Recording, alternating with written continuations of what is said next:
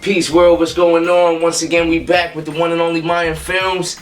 And we got another guest in the house today with us. We want to thank her for coming out. We got the one and only Miss Naima. Thank you. AKA the Terminator. She back in Brooklyn. Through the coronavirus and all, she made her way out here, man. Absolutely. She ain't got no fear. Nope. Much love to her for that. Much respect, much appreciations. And Naima, what up? What's up, Cinder Block? Thank you for having me. More than welcome, man. I remember you, I think the first time I seen you was at Boss Life's competition in New Jersey, if I'm not mistaken. Yes. How'd you find out about that event? What made you come out? I actually found out through Barefit that there was a competition. I had, prior to then, I had started Calisthenics in the park with them, doing simple stuff, and the CEO over there at Barefit was like, oh, why don't you compete? Like, you know, there's not a lot of women that do it. I think it'd be good. Just coming from a very athletic background. And I went not knowing what to expect, what was going to be asked of me, and I fell in love with it. I fell in love with the sport and the people that were partaking in the sport and just there to support the sport itself. I thought the energy was beautiful, and I was like, oh, this is something I'm going to be doing. And after that, I just was like, oh, I'm a calisthenic athlete, even before I could do pull-ups, you know? Nice. And you mentioned something about having an athletic background. What type of athletic background was that? Like, when did it start? Was it early on, and what type of sports were it that you were partaking in? Yes. Well, early on, as a child, I started with swimming, did basketball, baseball, track, but swimming was my sport. And anything I did, like track, would be more like off season, but I still did very well. So yeah, no swimming. I started, I want to say like 10, and I did that from 10 years old all the way up until college. And even in swimming, I was undefeated in breaststroke. So from the age 10 years old to 18 in my county, no one could beat me. Okay. And that came very quick. That came along because I went on vacation to Vermont, and I actually almost drowned about 3 times. And I was so upset. I'm like, why can't I swim? And these kids would make fun of me, like, oh, you can't swim. Because my idea of swimming back then is running through a fire hydrant. You know, in the Bronx, that's what we do. Like, you're going swimming doesn't really mean you're going to the pool. It usually means you're going to the street corner somewhere. You're just going to get wet. Yeah, so after that, I was like, I told my mom, like, I want to do swimming. And she signed me up for the Y. Awesome. And it started from there. Let's go, moms. Yes. But I can see, okay, being that you told me that you did the swimming, I know swimming to be, I swam also from my high school. Okay. So I was a junior lifeguard. I know it to be, it's a full body workout. Yes. You're working all the muscles in your body, so I can see the transition. Yes. And how it correlated later on for you to be able to adapt and to progress, your rapid progression in the calisthenics sport. That competition, you didn't place. Yes. And what was this, just the experience as an athlete, like not the competitor's mindset, like how did you feel, like knowing that, you know, you didn't place but it was your first competition? Were you okay, like it's cool, you know, like this is my first time, I just wanted to come out and test the waters, I'm happy with the results, but like I'll just train harder and come back next time, like, because I know it didn't discourage you because you continued to come back out, but like I just want to know, like mentally, like where were you, like right after the competition? Where I was at, actually, let me stop you real quick. The reason why I say that is because a lot of people get discouraged sometimes, like when they go into competitions, but they may not want to come back out, because I've seen newer athletes come to competitions and they didn't fare too well. Maybe they didn't like the judging, or they didn't they're new to the community, so they didn't get the support when they were hitting their reps, you know, the people not rooting them on. What allowed you to continue, even though like you weren't like a favorite going into the competition to like win it, you were basically unknown, but you still continued to come back when you didn't place? what was the mind state like then, and what allowed you to come back? The fact that I didn't win made me want to come back because I'm a champion. So I feel like the champion is really lies within you, your heart. And even though I came dead last, I felt like I was a lot better than a lot of the athletes. And I actually, you know, just put me in that mind frame like, oh, okay, I didn't do that, but I'm gonna do it. So I just buckled down, and I'm not afraid to compete. Even me being unknown, I'm still, wherever I go, I always believe that I'm the best. And I actually admire people who have like the same mindset, that they want to work hard, they want to be the best. And I seen that, and even though I was unknown, there was people like cheering for me, and there were people that told me like, good job. And one person that really stood out was Vegeta, and he was just like, the only thing that matters is the fact that you were out there and you participated, so therefore you already won. And I believe that to be true, because a lot of people will set these goals for themselves saying, oh, I'm not gonna compete, I'll compete once I get to a certain amount of reps, I'm broken. Or, you know, I'm training for X amount of time, where all this time is going by and you could just jump in it and you don't know what the outcome is gonna be. And, you know, look at me now, like, you know, I think I'm definitely somebody that people look forward to, like, witnessing and taking in. We have a lot of powerful women who also compete, and you know, we don't play no games. No. Like, you know, like I always say, there's no faking in calisthenics. You know? No, I understand. I like that, and I admire that for the fact that, like what you said, you got some people that they may say, I don't want to compete until I'm able to hit a certain amount of unbroken reps. But those reps are not performed under pressure. Right. So I don't care how many reps you hit in your park or your local gym, or even build the fanciest bar in your backyard.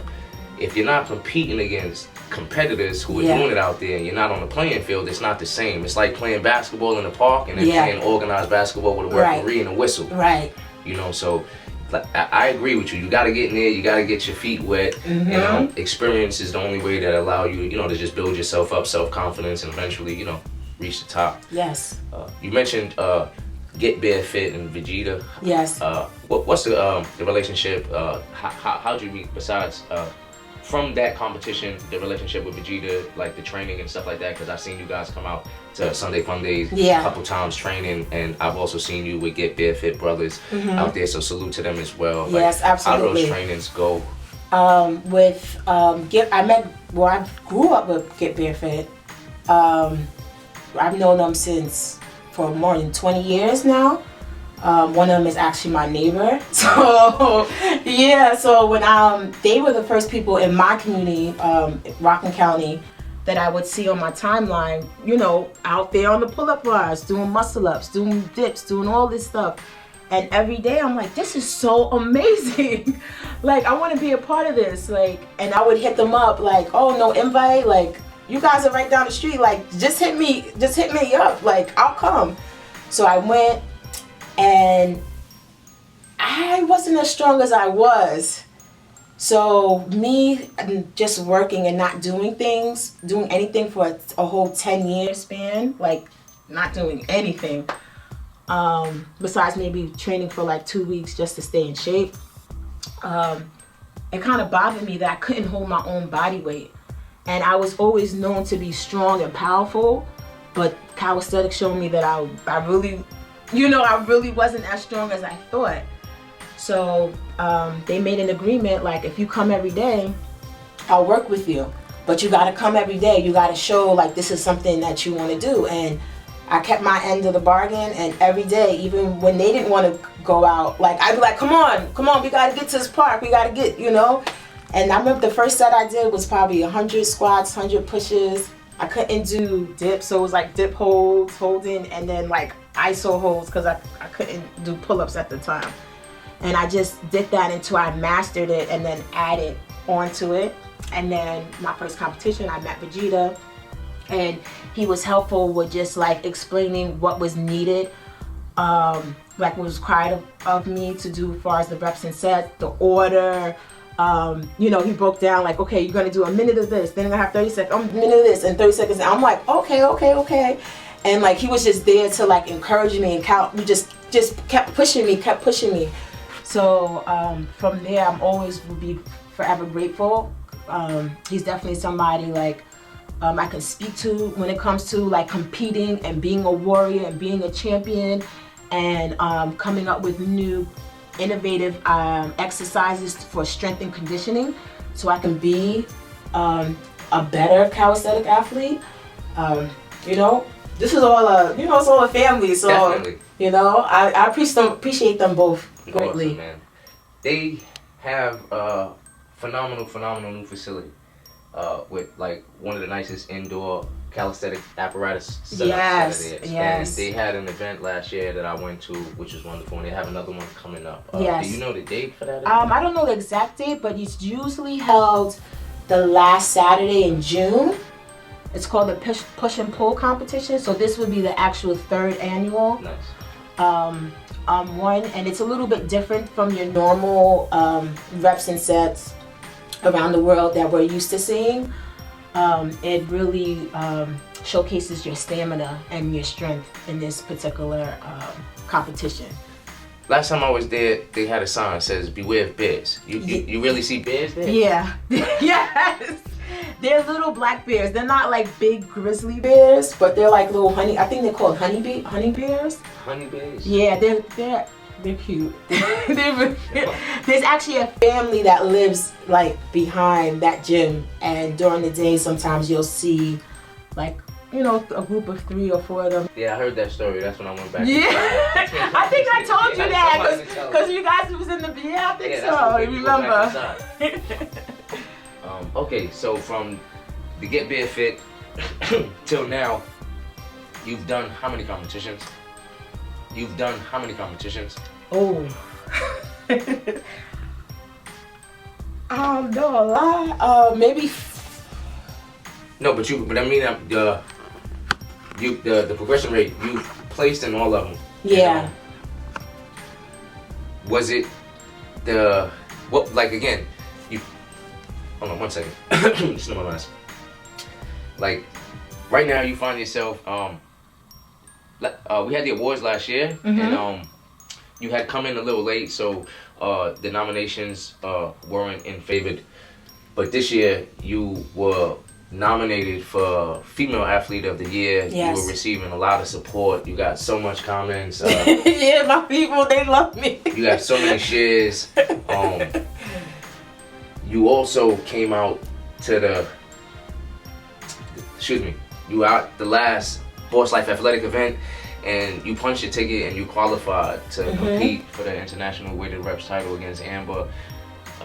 What's that like? You know, from being nominated to also being in position now to actually, you know, win an international title and, you know, represent more of who you are, where you're from. I'm greatly honored. I'm excited to just incorporate this new form of training. You know, weighted reps were new to me, but I seen it and I know that I'm powerful. So I'm excited, and it just gives, I don't know, it just makes me overall just more powerful as a person. Because it's one thing to like master your body weight, and it's another thing to do it with 45 pounds attached to your hip, to your waist.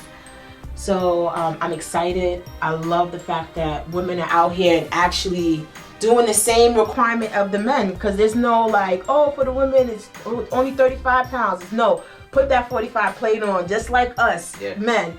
So I admire that, even with the association not making it, you know, unbalanced. And, you know, because girls, we get it too. We get money too, you know? So. No, definitely. What made you accept that? Because last year we had trouble trying to find females to come out and actually compete against Amber. We don't know, like, if maybe they were like a little intimidated or whatever, because she actually makes it somewhat look a little easy. But we have 4 qualifiers. So, like, what made you want to come out and compete with the weighted reps? I'm like, wow, I'm just not thinking that women are gonna sign themselves up for it. And like I said, I think that I'm great.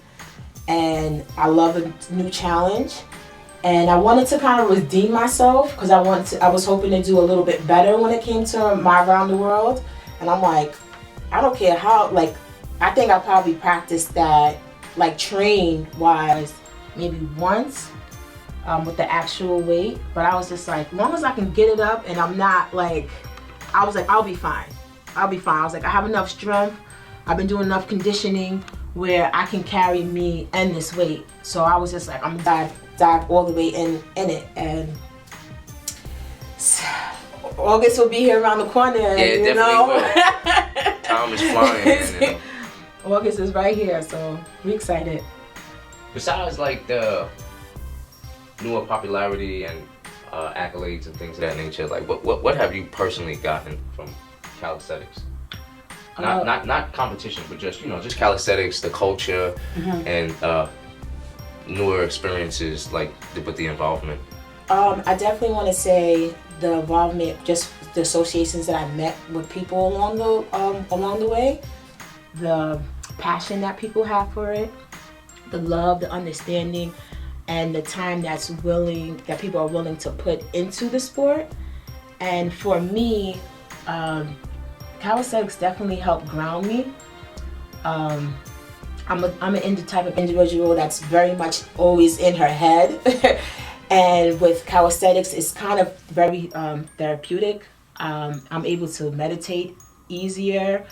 Like, if you ever train with me, like, sometimes I just kind of like space out, and, you know, I'm just like one with the universe, and just helping me to keep grounded with my own goals, my own endeavors that I want to, you know, pursue within my future. I feel like calisthenics was able to help me with that because I'm able to cut out the BS and just get straight to the facts, like straight to the pudding, because that's how calisthenics is. It's nothing external. It's just you versus you. And when you master that, you're able to apply that with a business venture or, you know, school, whatever it is that you want to do. You're like more confident. You know, it's just like, well, I didn't think I could do pull-ups. I couldn't do pull-ups at one point, but look at me. Oh, I didn't think I could start a business, but I started a business. Now look at me. So it's really just taking that leap of faith and knowing that you have what it takes to create and be the best and create your own reality. And calisthenics definitely keeps you grounded and helps you, you know. You have a great character, and you seem to be like super confident in yourself. A very. It shows. Yeah. It rubs off. Where does this confidence come from? Probably my parents. My mom, she's always was the type to tell me, "You're the best. Nobody's better than you." And people will say like, "Oh, you shouldn't say that. Why not? If you don't think you're the best, why should you believe that I'm the best?" You know, if you don't give that energy that anything is possible, I am who I am, take me for all of me, you know, people are not going to step on you. You know, people have nothing to do but to respect you. And then the ones who don't like you is because they're, you know, envious of the powers that be within you. They have yet to figure it out for themselves, you know. So that's why I can always you know, appreciate people like Amber, like people, you know, she's supposed to believe in herself. That's how she's supposed to be. She's supposed to come up and be like, I'm the best. She's supposed to be like, oh, you know what I'm saying? Look how far I've came, because she also started somewhere as well, you know? And we need to have more people more like her, or just believe in themselves. You don't have to be as vocal about it, but just even having that confidence within yourself goes a long way. And you can't fake it's not a part of you. Yeah, you can't fake passion. Yeah, you just can't. I couldn't agree more. And where do you want to see this sport go? And what do you think like you can help contribute to bring to the sport that might not be here? Or maybe it doesn't need anything, or maybe you think it does need something. Okay. To be honest, I want to see this go to the Olympic level. I actually had a dream that... Let's go, man. I actually had a dream that we had like a Junior Olympics, but it was like qualifiers. Well, it was the Junior Olympics that got us recognized to be an Olympic sport on a national level. The only thing I would incorporate more is probably making the tournaments a little longer, maybe like a 2-day, or even breaking down within a 3-day, where people could, one, display their speed and endurance, and then their speed within their favorite exercise. So say like a particular day, an event entirely, maybe not on a one day, you would do like around the world. There would be first round, and then it would be a finals. And then each athlete would pick 2 of their favorite exercises. And just like when we did pull-up park jam, it's 2 minutes, all out, whatever pulls, pushes, dips, whatever you're signing up for, to give athletes to, sometimes you don't do as well as you want to do, and having the opportunity to display like, okay, well, I didn't do as well over here, but nobody can beat me on the pushes, no one can beat me on the squats. And when you're going against someone who thinks they're the best and you being the best, I feel like that would just bring a lot more excitement to the event itself, and actually bring like more people in. Like, it's just like, you have a favorite person. When they check the program, it's like, oh, Miss Naima, she's here. Oh, she be killing them in the pull-ups. Okay, all right, pull-ups start at this time. I'll make sure I'm here for that, and blah blah blah. I would like to see more of that. Maybe because we train so hard. Yeah. A lot of us are doing 500 plus 1,200 reps in a training, and to just get it all out is cool, but we built to do it, do and some. We train for this, and after I had this dream, every day I train like I'm training for the Olympics. Nice. And I approached every sport like that. When I was a swimmer, I trained like I was for the Olympics. I definitely made even Olympic qualifiers back in my day. Okay, let's go. Yeah, so I just want you to know. She been punching tickets a long time. She's been qualifying for years. Long time. And also too, I would like to see more record keeping for individual exercises. So the athlete itself has something to look forward to. And because, sometimes you have like that one monumental moment where it may not happen again, but doesn't mean that the person is trash, because somebody else comes. But we should really be taking note and taking record, like this person has I understand. the most reps for the dips within the round the world, and then the pulls, and then the pushes.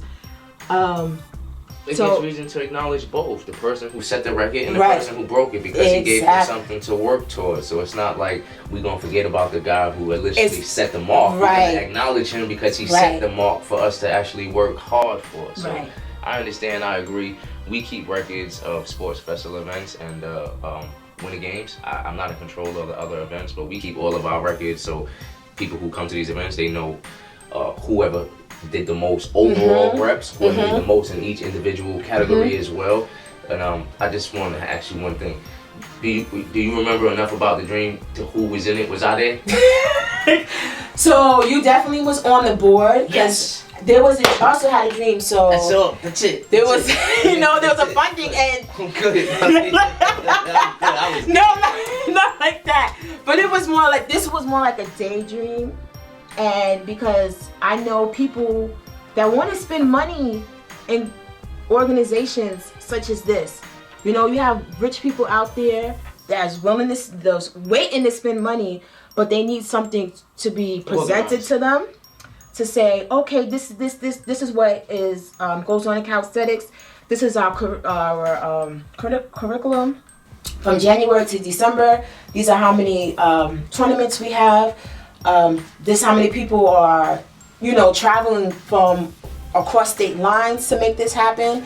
And, just bringing awareness like, okay, yes, happens in Brooklyn, but we have people from all over coming here. Yes. You know, so, but I really do believe that we should all train like Olympians. Yes. And one thing I will say,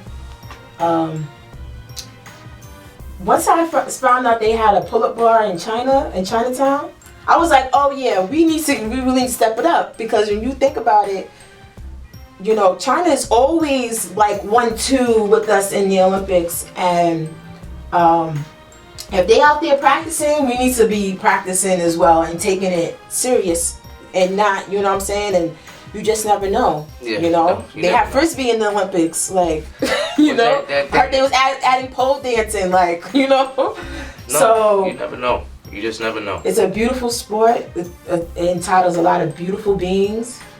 Like I said, calisthenics is definitely for the realists. There's no faking in it. There's just you versus you. And, you know. Super confident, super organized. What are some of your future goals? Where do you see yourself? Like not in calisthenics, but just like in life, like as a person. Like what are some, like, you know, like where do you want to go? What are you trying to do? And what can we expect to see from you in the future? Definitely going to be going more into the spiritual healing aspect. This summer you'll see I'll be coming out with my crystal bracelet line. It should be they should be up and ready for the barefoot competition, and it's basically going to bring awareness through healing through stones and crystals, and teaching, like you see, I have some here. I never leave the house without a crystal or on me. So I'm coming up with a bracelet line, you know, to bring some awareness. What does that crystal represent? So this is actually blocks out bad juju that's like sent my way. It's for strength. It's for you know, just building up your confidence, but also protecting your aura. So this is something that this is a piece that I wear regularly, and from time to time I'll change it, charge it. You can use like the sunlight or the moonlight, the starlight, depending on what aspect you want it to work for you. So sun would be like how you act, your reaction. It's, you know, it's like here communicating, and then like your moonlight and your star is like how you feel internally. Like, so say if you're clouded about what you want to do, what you want to pursue, even like little tasks, it will give you the mental clarity that you need. So I'm going to be getting into that, and hopefully being able to teach people spirituality, and because the world is waking up, and a lot of people don't know why they are going through some of the things that they go through, and teaching them, kind of like guiding them through the journey itself. And you know, because I didn't have that, so you know, when I was going through my spirituality, my awakening, I had to really like do a lot of it myself. And come to find out, like as I'm coming out of it, a lot of people are like drawn to me and asking me things that I don't even share on my social media, but they're like, I don't know, I was drawn to you. Like, how do you feel about crystals? How do you feel about sage and Palo Santo and all? Like, and I'm just like, like, where did this come from? That solar power on your neck. Yeah. Walk around with solar power. Yes. So, definitely going to be seeing me being able to provide those services with healing, with even like food, raw food diets, more plant-based diets, and are you on a plant-based diet? not on a plant-based diet. I don't eat meat. April will be a year that I haven't eaten meat. I still eat like fish occasionally. Okay. But when I'm training, I'm more plant-based. Like if I'm training for a comp, oh yeah, I'm not, you know, no dairies, no sweets, nice. No fillers. Like I'm just very raw. Like I'll actually eat the actual vegetable or actual fruit, then taking it in a supplement. That's you know? Yo, wholehearted commitment. Where can these people? Where can people reach you? any sites besides social media, anything, Facebook, Instagram, YouTube? Yeah, so I have a YouTube page, Miss Naima Journey to You, where I'm going to be displaying calisthenic routines to incorporate in your everyday routine. So I have videos where I'm doing simple and easy routine within the kitchen, doing cooking tutorials, pull-up tutorials, everything underneath the sun. I'll be talking about planetary actions because I'm very heavy into astrology. You're a workaholic. Yeah. Yes. So, I'm here, and my channel is actually doing pretty well. I have over 100 subscribers. Nice. Very new to this, but I'm going to be going on a world tour, I'm calling it. Okay. And that's going to be... Wish I hear my man.